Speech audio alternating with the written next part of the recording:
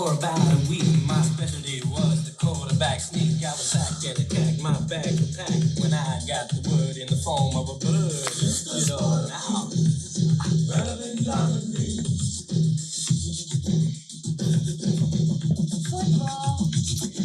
All right, here we are for week 8, take 2.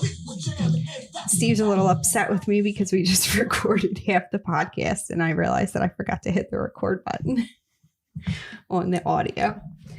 So he's a little angry right now, but I'll get over it. It wasn't that good. I think we didn't do that good the first time, so it's fine. All right. So week 8. And first of all, I think we need to talk about the weather because there's a few games this week that are going to be affected by the weather. Hold on real quick. This is the record button. It is 2 inches from her that it's she recording. forgot to hit. And we just talked for 40 minutes about week 8. It was more like 20 minutes. And at least I realized it halfway through. Unbelievable. I could have realized This is like the stupidest thing you've done. You know, mistakes happen.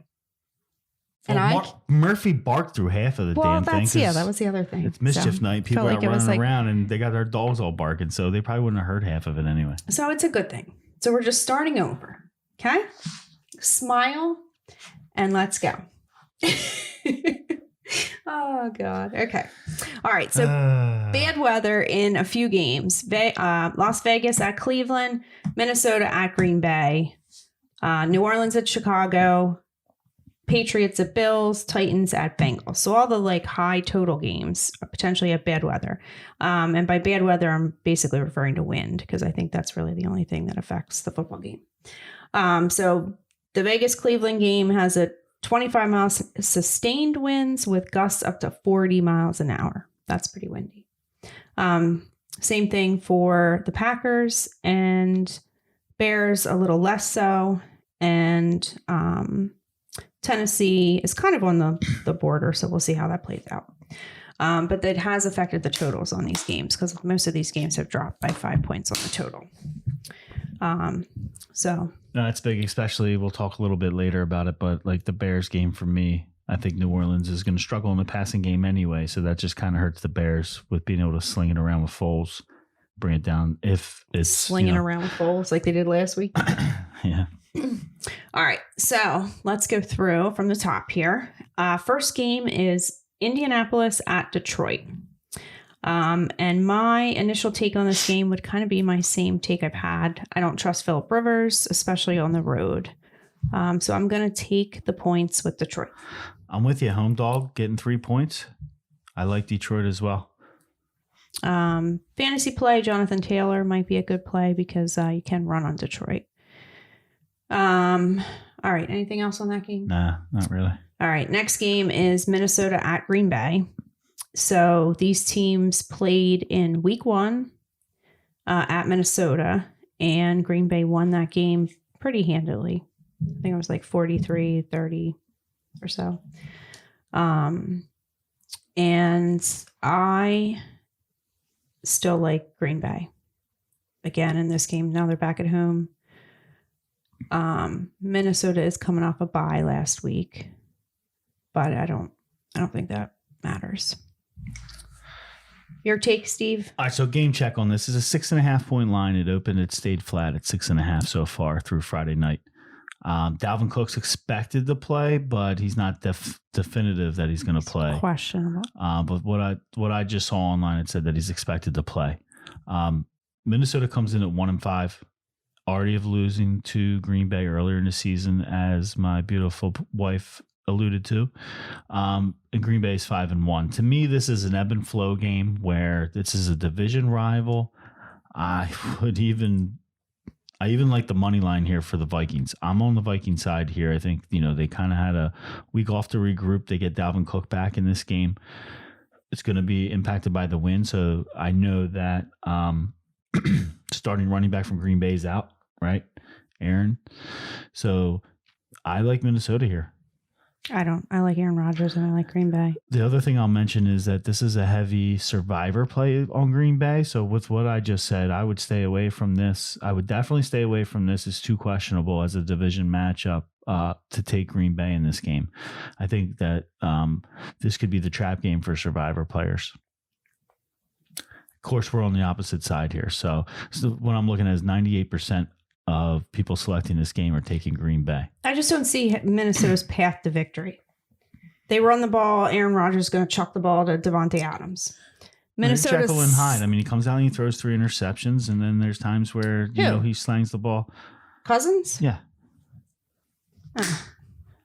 I would say there's times he comes out and throws 3 interceptions, and there's times he comes out and doesn't throw 3 interceptions. I don't know if he slings the ball. Well, I will say let's. But I mean, 6.5 points. With Aaron Rodgers can sling the ball with the best of them. This Minnesota Green Bay matchup historically could be one of the most unable to predict matchups because they just know each other so well, more so than a lot of other division rivals. And it's even, back to the Brett Favre days, he struggled mightily against Minnesota. I think it's the same thing here. I think you take the points and hopefully the Green Bay doesn't blow them out. Okay. All right. We'll see who's right on that one. New England against Buffalo. New England's traveling to Buffalo, and they're opened up as a 3-point favorite for the Buffalo Bills. It's now up to 4 points. The over-under is impacted from 46 down to 41. Do you have any thoughts on this game? The only thing that worries me is I read a stat that Sean McDermott is 0-6 against Belichick. But other than that little stat, that means nothing. This is, in my mind, this is Buffalo. Buffalo thinks this is their coming out party.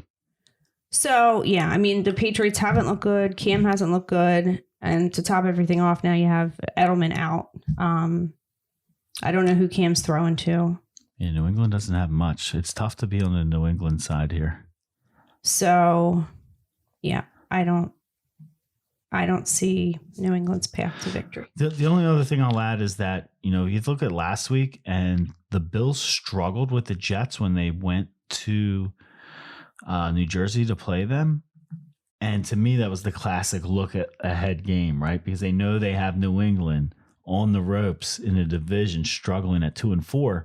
And the Bills right now are sitting in the lead of 5-2. So years and years and years of frustration of Tom Brady and the New England Patriots beating the Buffalo Bills. They think this is the revenge game. And I think, clear signals last week, they struggled and did not cover against the Jets, that they were looking ahead to the Patriots. So I think they'll be prepared, and I'm starting to talk myself into a Bills play here. But with the line going up over 3, be careful. All right. It is Belichick. And he seems to have Josh Allen's number. Yeah, maybe, but that was kind of the more like running Josh Allen, I think, not the one that was airing it out a little more. And I think John Brown is back this week. I'm not really sure if that's been a difference maker in these last few games where they've struggled not having him on the field, but he is going to be back this week. So are you playing Buffalo here? Yeah, I think you got to. I mean, I don't know how you can take New England after what's happened the last 2 weeks. And the fact that Edelman is out is just that much more. It's just amazing to me the change from year to year. You got COVID and a pandemic and people bunkered inside their house, and you got Jacqueline picking multiple weeks against the New England Patriots. I mean, it's crazy how things have changed in a year. I don't know what happened because Bill Belichick and the Patriots. Well, I mean, they looked fine when they played Seattle a couple weeks back, and then I love it. It's music to my ears. It shows. I don't know, Cam. I don't know. Maybe it's lingering effects of COVID. I don't really know. It shows me I have a chance to turn you to the Eagles. But like I said before, Cam is kind of in the same position that Tom Brady was last year. He doesn't have anybody to throw the ball to. So I don't know how you succeed that way. All right. So let's move on to the next game. Tennessee at Cincinnati. This is another one where it could be affected by the winds. But I think I like Tennessee. I think Tennessee wins the game. I don't know that would play them at a touchdown because the line went up from -3.5 to -7. And Tennessee, most of their games are pretty close games.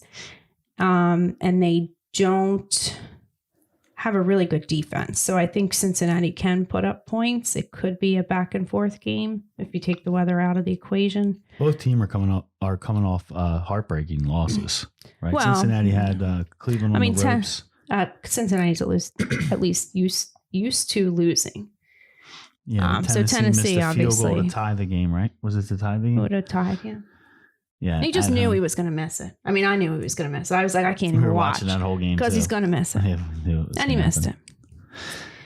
So, Tennessee's 5-1. Cincinnati's 1-5-1. Right. And when I first look at this game, all I think of, as much as I like Tennessee, and obviously Cincinnati's not that good, it's too many points. It started at 3.5. It's gone. The public's bet it up to 7. I think at 7, a touchdown is too many points. I look for Cincinnati to play inside that number. yeah, I agree. It's not an official pick, but I could see it being high scoring again if we take weather out, if the weather's not a factor. if you had to play, Then I I'd guess play you Cincy. get a benefit that it dropped by 5 points. So, but I think, Tennessee definitely wins. All right. Next game is Las Vegas at Cleveland. So another game with the weather, potentially the wind. And it seems like Derek Carr's been throwing deep a lot. So I think the wind could definitely affect that. So I don't know. I mean, I don't trust either one of these teams, to be honest. I could see Cleveland just running the ball and winning. I could see Vegas winning. I think Vegas is probably the better team, but they're just inconsistent. All right, so the Vegas comes in at 3-3, and Cleveland's 5-2. Do you know who Cleveland's beat this year at 5-2? Well, I do, because we already. Because I talked about this the last time when you didn't hit record. Yes. Well, let me tell you, Jacqueline, in case you don't know. In case you don't know, they beat Cincinnati twice, right? They beat Washington and Dallas from the NFC East, which we all know they suck, and they beat Indy. And They're inflated 5-2, and I don't think they're that good. The Raiders are getting points here. It opened up at 3.5. It's down to 2.5. This is a very, very strong play for me. I love Las Vegas in this situation. I think they get the win here all day. I would take the points and run. Okay. I agree with you. All right. Next game is the New York Jets going to Kansas City. Now, the line on this game is 20 points. That's a lot of points. It's a lot of points. And I don't think you can play it. Like, I can't take Kansas City at 20, but I can't take the Jets either. So what do? You don't touch it. Yeah, I don't think you can. This is the only game where, looking at percentages of people who've played the game, have taken one side or the other for survivor pool. This is like the only game I remember seeing 0 on the Jets and 100 on the Kansas City Chiefs. I don't think I've seen 100 to 0 in these percentages. Somebody always takes. There's always some knucklehead on the other side. This game is so bad for the Jets that nobody's taking them in the survivor pool. So the only thing I will do in this game is play Le'Veon Bell in fantasy, because it's the Le'Veon Bell revenge game. Adam Gase. Yeah, we'll see if they give him a chance to kind of rub it in, because Andy Reid's not necessarily that type of coach where he would try to disrespect or do anything to another team. But if they get up, they're going to have opportunity. Yeah, I mean, Le'Veon Bell had some play last week, so I think couldn't he you do gets it under the guys that you want to get him more reps in the offense and get him more comfortable? I mean, you could totally run the ball up with Le'Veon here. Yeah, I think so. I think it's worth a shot. Who knows? Did his teammates like him? They all might be, licking their chops to get hits on Le'Veon. Who? The other Jets? Well, I'm sure they all hate Adam Gase, so it's kind of like a. I mean, I'd want to have Le'Veon Bell even if I liked him, because I'd be mad at him that he was able to escape. That he got out. That he got cut. Escape from New York. Yeah, I think they all went out. I don't think anybody likes Adam Gase. It's a tough game. It's 20 points. Except the owner of the New York Jets, apparently. All right.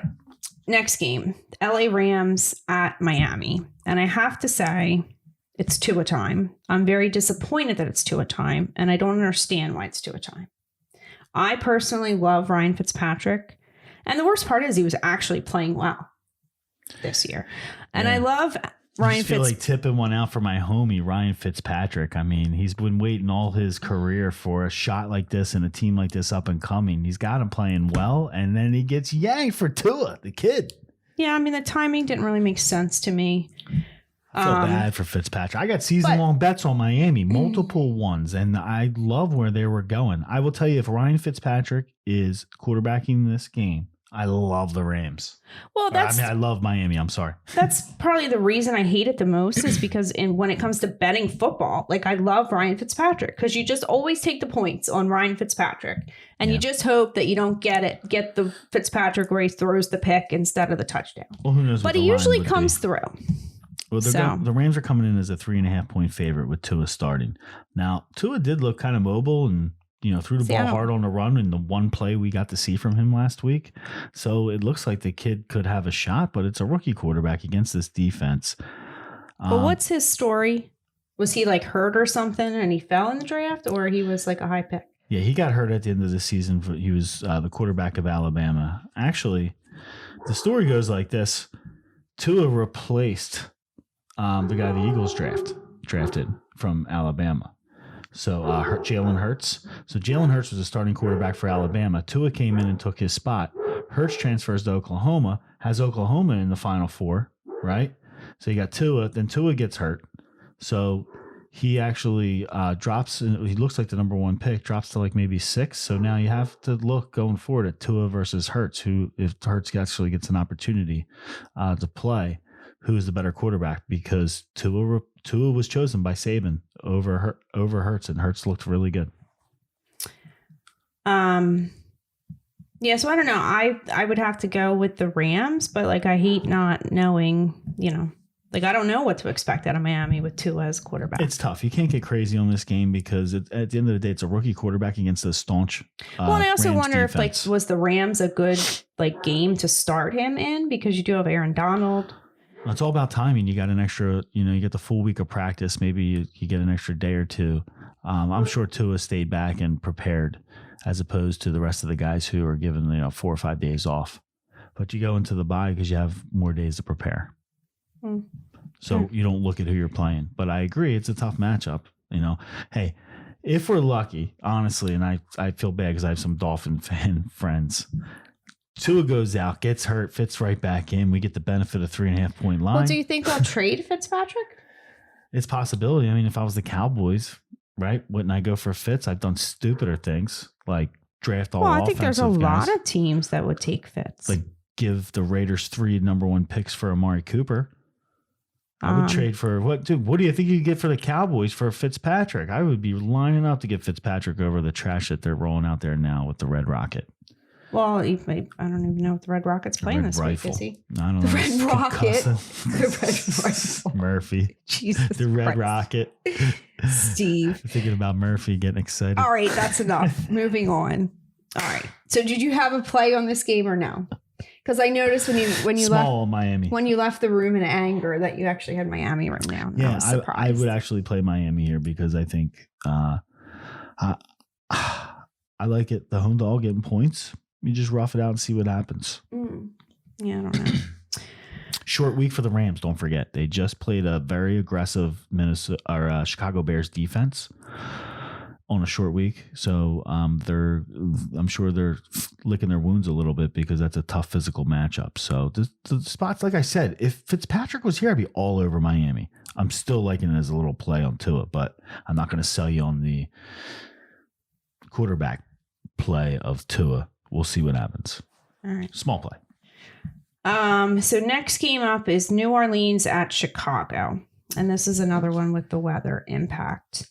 And this is also Drew Brees on the road. I guess that's not a dome, right? They play outside, Soldier Field. Chicago is not a dome. Soldier Field. I never understood why. Have you ever heard of the Fog Bowl? As a little aside here, I never understood why in the NFL, all the teams that play in warm climates have domes and the ones that play in the really cold climates are open. It seems to me it should be the opposite. Well, historically, these cold weather teams like Chicago, Minnesota had a dome, right? Have been in the league for a longer period of time. A lot of these warmer weather teams are getting stadiums built, more recently, and they could afford to spend the money to close the domes because, if you look at Arizona, it's so damn hot there. You don't. Yeah, but is it that hot in December? In Arizona, it is. It's humid. There's no. It's a dry humid. I mean, I don't know. It's pretty damn hot there. It's hot. I thought somebody was 95 there, and we're dealing with what? It's down to 40 here. Well, okay, but so like, didn't the Eagles just rebuild like Lincoln Financial Field? Look, we're Or getting they built distracted. it? Can I talk I'm about just this asking. game? I mean, Can who I cares? ask? This is what I want to tell you because this is like my best play of the week. I love the Bears. Take the Bears here.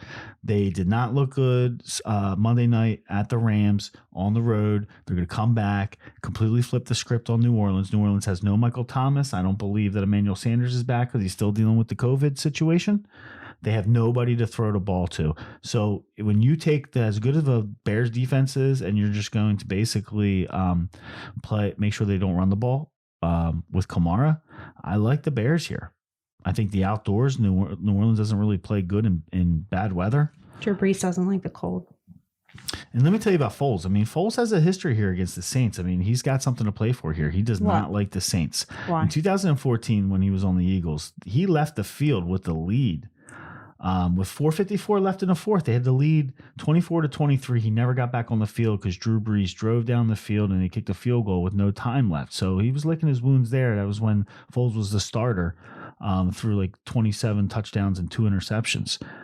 Again, in 2018, they drove down the field after they won the Super Bowl and he took over again for Wentz, and they were down like 20-14. Oh my God. Can we move on? You're boring me with the Nick Foles. He throws a ball to the 20, goes through Alshon Jeffrey's hand and gets intercepted and ends the season. So there's, believe me, Nick Foles is competitive. He does not like the Saints. And now you're sitting here with a great defense, right? A little banged up offense for the Saints. I love this play for Chicago. Ride Nick Foles this week. Really? After watching him watching him last week, what did they score? 3 points? Ask me this. The line opens at 3. There's no Michael Thomas. There hasn't been a Michael Thomas all year. How's it going up to 4.5? Michael Thomas hasn't played all year. I'll take Chicago. All right. I'm not touching it because I don't like either side. Scared you off. No, I don't like Drew Brees on the road in the cold. Right, let me tell you something else. You know, I don't like Nick Foles, so let's play this game again. Do you remember when we played Who Did Cleveland Beat? Yeah. Let's play Who Did the Rams Beat? The Rams have that same 5-2 record. Why are we talking about the Rams? Oops, we just talked about the Rams. You're talking about I'm sorry. Freaking Nick Foles. I jumped on my notes. Well, Foles used to play with the Rams. I saw Rams on my. I'm sorry. Prior game though, I have a good stat though. Rams. That's why I do like Miami. Is if we jump back, the Rams are 5-2. They've got 4 wins against the NFC East. Come on, they suck. And then they just beat the Bears last week at home on Monday night. So you're admitting that you suck? I'm saying let's jump back to Miami, and even though Tua is the quarterback, definitely play them. Smaller, but play them. Let's go back to Chicago. Chicago's the play. You don't like New Orleans. Would you like to move on, or would you like to add anything else? No, let's move on. All right, yeah. Bears line's going up. Take the Bears home, dog. Boom. Love it. Next game is San Francisco at Seattle. You can keep rolling on this game if you like. I mean, I kind of like Seattle here as a little bit of actually, I would say I like them more than I like Miami, but less than I like Chicago. This game, the line went down from 6.5 to 3. Yeah, because they have no running back.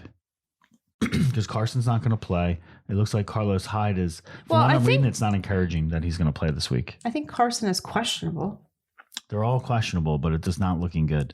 So there's a chance that it's going to go down. But San Francisco's running back situation isn't much better either. Oh, I hate Kyle Shanahan. I just have to say that. Who knows who's going to get the ball there? You don't know who the running back is on any given day. And when you think you know, it's somebody else. And he sucks for fantasy. You can't play anybody in fantasy. Here's my thoughts on this game. They both have disheveled running games. So you're not sure who's going to play, who's going to run the ball. So let's just kind of even that out, right? From a running game perspective. So, if it comes down to passing, then that's where I'm going. Who are you going with? You got San Fran minus Deebo Samuel, who's probably their most electrifying receiver. Well, now they got that Ayuk guy. Yeah, but they're more effective when both of them are on the field together, and they seem to struggle earlier in the season when that's when their struggle started, is when Deebo Samuels exited the lineup. So he's definitely going to be out for a couple of weeks. I dropped in my fantasy league. I was big on Deebo. Just I'm dropping. I'm not going to wait for 2 or 3 weeks. There's other guys out there that can help you, especially this is crunch time. But my point is, there's no Deebo Samuel. Who's offense and passing game? If you think it's going to come down to the passing game, who's are you going to take? Seattle. And you're open up at 6.5. Vegas thinks they're a 6.5 point favorite against San Fran, and it's bet down to 3. I mean, I like Seattle here. The more I talk about it, I'm starting to love it. But it's less than I like the Chicago game. I agree. And this is the only game that had a high total that stayed at a high total. But I do think it can be a shootout. Like, I think there's going to be points. I think San Francisco is going to put up some points. And maybe Jimmy G has a good game. Yeah, well, they're definitely feeling confident coming off that win last week going into New England, right? Well, and they need this win because this is a desperate division. Well, that's a good point. That is a good point. We should kind of like really make that point here because we should ease up on Seattle a little bit because they're all pretty tight in that division too. Yeah, right? And listen, a win or loss here is not going to kill anybody. Seattle's at 5-1, and San Fran's at 4-3. But San Fran's at the bottom of the division at 4-3, with Arizona and the Rams between them and Seattle. See, this is so like the ebbs and flow of the season by the book. You would say they win here to go to 5-3. Seattle comes back down to earth at 5-2, right? Yeah. So that's the only thing that has me weary of this game because it is a division matchup and they tend to play each other tight. Remember the great games they played last year. The one at the end of the season was pretty phenomenal. But in this situation, like we said, with all the injuries, I like Seattle. Yeah, I like Seattle. Injuries to the running back situation. At 3. I don't know if I would go above 3. I agree. I think it's safe at 3. Okay. So, all right. Let's talk about this next game. Plus, they're coming off a bye, right? They've had an extra week to rest. Who? Seattle? Seattle just played Arizona. Oh, yeah. Okay. Oh, yeah. That was Sunday night. Yeah. All right. By the week before. Why is this game listed here when it's the night game? Do you know? I'm not sure. Okay. All right. Well, would you like to skip it? No, let's not. And that's end not with the Eagles, or would you like to get it out of the way? No, let's get the shit show out of the way.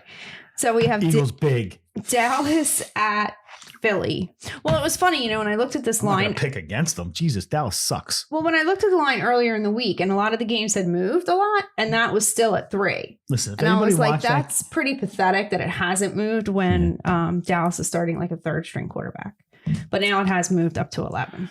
Yeah, well, you definitely got the large Philly action coming in that's going to drive that number. But you get some injury updates. I mean, it looks like you're going to have Dallas Goedert possibly back, but the bigger one is they're really struggling at receiver, and they get the first-round draft pick Jalen Reagor back. He had an injured finger, and it looks like baby had an injured finger, had to get surgery, and now he's back.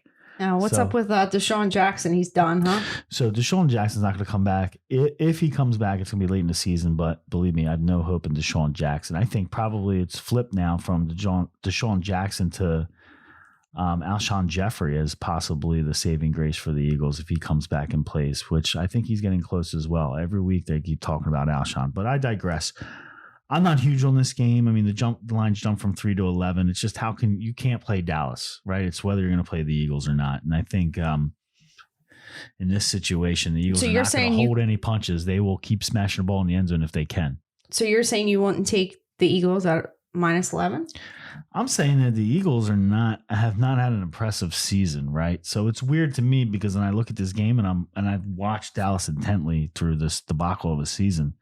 They suck. I mean, they played Washington and could not move the ball. They have no defense, so you don't think Philly can move the ball? That's my problem for my Cowboys friends. It's like everybody with Dak this, Dak that. Yeah, well, you got all the money on the offense. I mean, the game changer when you compare the two teams is when the Eagles went out and traded for Darius Slay because both secondaries were pretty bad last year, and Dallas did nothing to address it.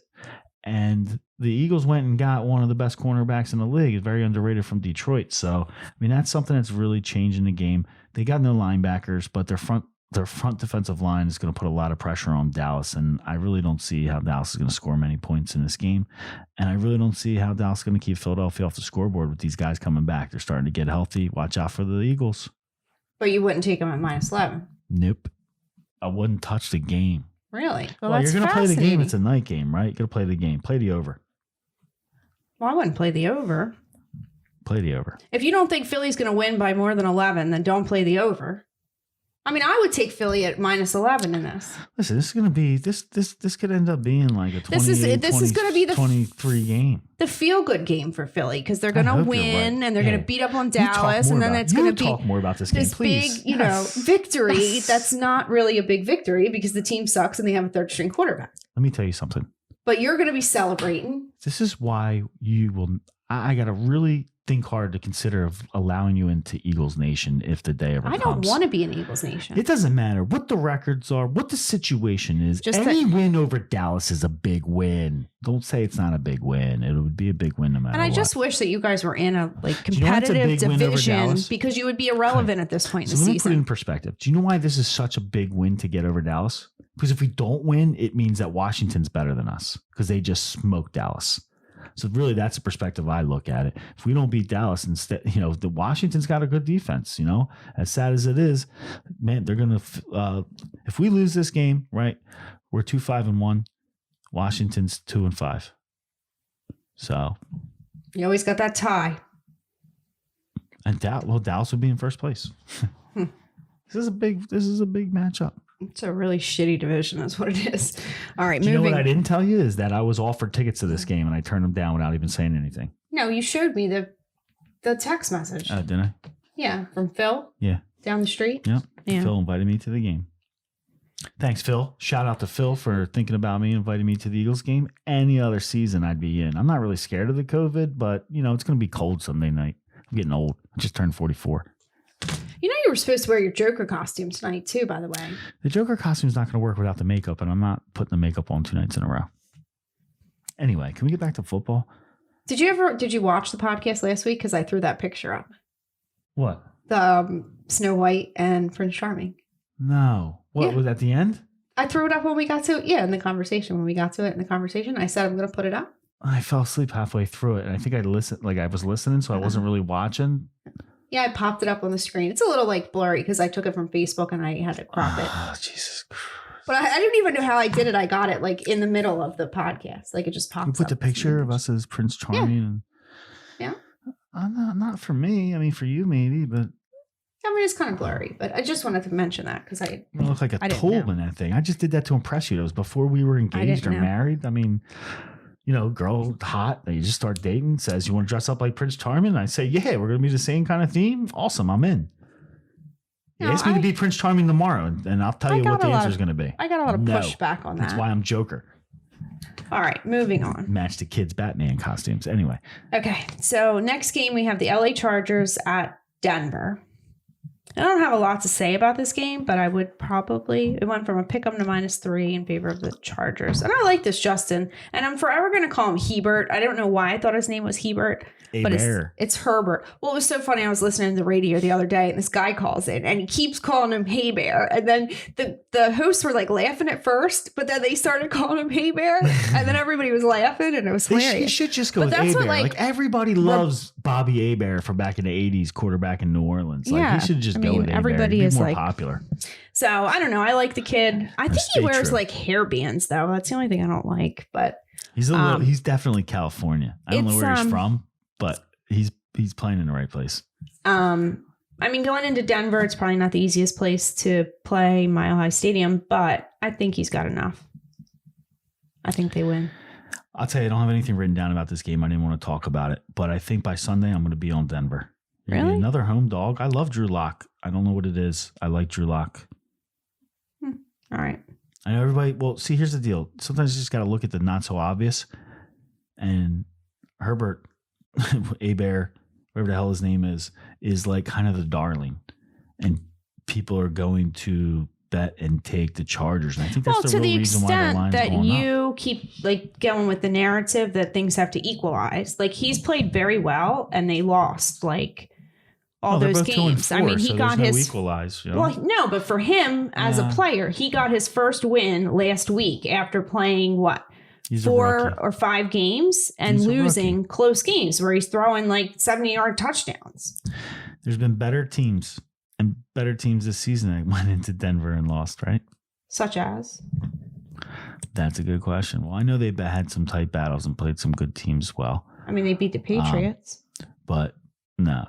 Yeah, they beat the Patriots, but that was not home. So you said they're what, 2-4? Well, they played the Steelers. They lost by 5. They were winning that game for a while, and they lost to the Titans by 2. So they're at home.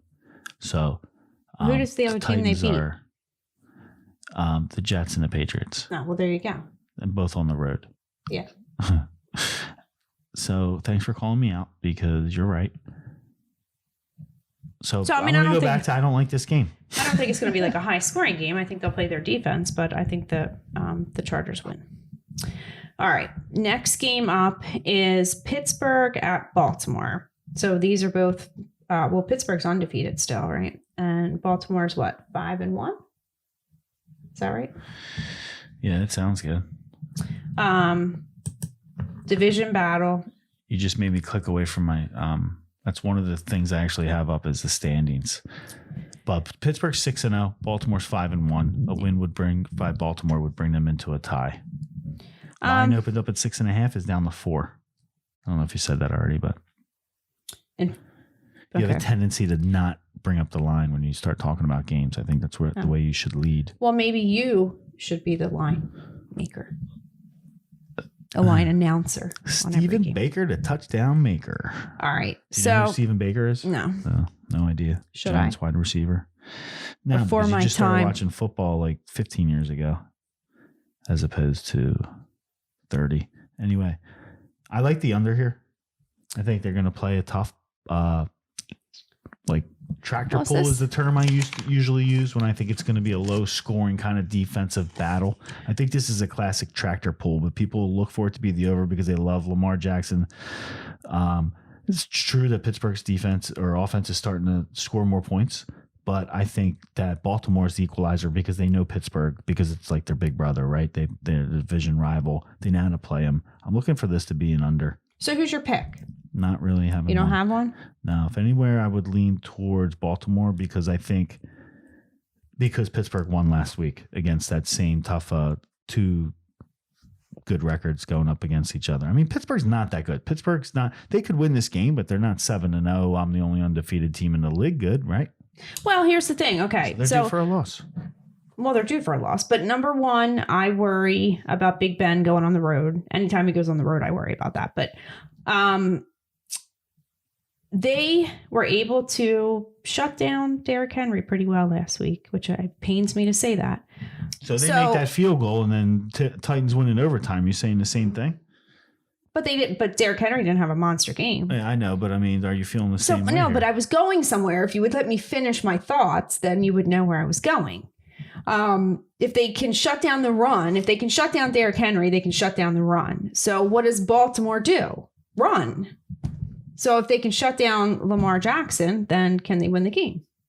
So I don't trust either that Mark Ingram's 100% healthy. I know they continue to, proclaim that even before the bye that he would be back after the bye. Who, Ingram or Lamar? Mark Ingram was the one that was hurt. He was nicked up against the Eagles. Well, but they have like a rotation. Like they don't necessarily stick with one back anyway, right? I mean, Mark Ingram Who's that other guy? The more carries. J.K. Dobbins from Ohio State. Yeah.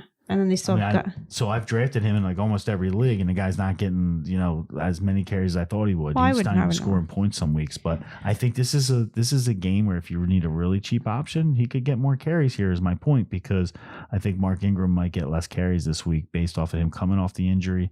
And I'm not sure they're telling us the truth that he's healthy. All right. Well, I would go with the Steelers. I would take the points. Defensive battle. It is a defensive battle. Under. It would probably go under. I don't like to play unders. I can't do it. Bathroom. Can we move this forward? All right. So last game on the list is Tampa Bay at the Giants. And as far as fantasy goes, I'm just going to say this. If you have Mike Evans, play him this week because it's going to be your last chance. Antonio Brown's coming back next week. Yeah. And Mike Evans is going to be completely irrelevant once AB gets there, or he's there, but once he gets on the field. Because Tom Brady only has eyes for Antonio Brown. No, I think he's definitely going to throw the heck the ball. I like the Miller kid. I think you play the Miller kid. He looked good last week. Well, Chris Godwin's out. Godwin's out, so he's going to get a lot of action. You got to look at Gronk again. He's 2 in a row. I got over 5.5 touchdowns for the whole season. I know. It looked like a disaster of a bet. Now 2 consecutive weeks, Gronk's got touchdowns. Do you know I dropped Gronk? If Brad Foy, if you listen to this podcast, Brad, screw you, buddy. Gronk is coming back. I did drop Gronk in that league. I dropped him too, and whatchamacallit picked him up, and now I'm so mad I can't have Gronk back. I really want Gronk back. Yeah, well, I think I dropped him because I needed a defense too. Yeah, I couldn't hold on to him. I did not want to drop him, especially because I was getting killed for drafting him in like the 8th round. But I did keep him in my other league, so I'm getting a little bit of Gronk Well, so action. I mean, it appears that Arians is really letting Tom Brady make the decisions around there Let's now. talk about this game. It opened up as an 8.5 point favorite, and it kind of went off the board when we tried to go play the Thursday card at Delaware Park because there was a COVID outbreak on the Giants' offensive line, and they're sequestering the rest of the offensive line. Oh my God! Yeah, so I don't know. Well, that's not good. Yeah, so I don't know what's going on there. So there could be a breakout Because that can their move this game. their offensive line sucks to begin with. Well, I didn't hear about anything moving up the game yet. It's Friday night, right? And I think last week they went from like Sunday night game to the Sunday 4:00. Well, this is Monday, Yeah, so who knows what the heck's going to happen here? so they can't move it. Keep it posted. They could move the game back to Tuesday, Wednesday. They can't do it like last week, similar to switch it with a game. You're right, but they could definitely move the They game. can move it to Tuesday. That's about it, or else they do the bye week thing. Yeah. So the line now is at 12. Tampa Bay minus 12.5. 45 is the over under. What's your thoughts here, Jacqueline? Well, that's a big line. So, I mean, I would think Tampa Bay wins. If it was still at like 8.5, I might take that. But I mean, the Giants' offensive line sucks to begin with. If they're going to miss parts of that, that's even worse for them. So I kind of hope that Todd Bowles takes it easy on Daniel Jones. But I think the Tampa Bay defense can definitely get after New York in this game. But I don't know. That's a big line. Well, I'm wondering what the weather's going to be like on Monday out there. It looks like a high of 44 and a low of 36, so it's going to be cold. I think it's that there could be mostly some clear. Yeah. So, I mean, other than it being pretty cold, I guess you're going to get it into a little bit of a physical game. And, you know, honestly, if that's the case, then I think you got to look at Leonard Fournette getting a lot of more carries and runs between the tackles. So this might be the Leonard Fournette breakout game. I'm going out on a limb. I don't want that to happen because I have Ronald Jones in a couple leagues, but I would play Leonard Fournette if you can get into a combo Sunday, Monday league. Okay.